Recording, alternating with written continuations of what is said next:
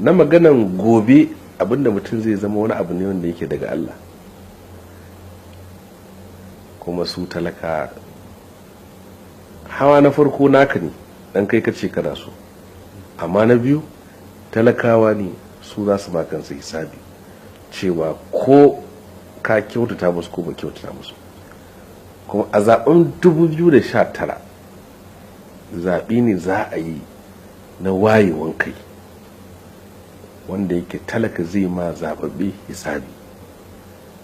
In ka kyautata ma talaka ya zaɓe ka, in baka kyautata mishi ba ko inuwa ka shiga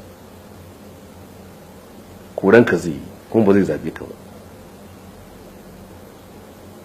In baka kyautata ma talaka ba kowa ya ɗaga ma hannuwa ba za ka shi zaɓe ba. In ka kyautata ma talaka ko ba ɗaga maka hannu ba za ka ci zaɓe da yardan Allah. Saboda haka babban darasi shine talakawa suke bin jam'iyyar APC bashi kuma suke bin mu bashi mu da suka zaɓe.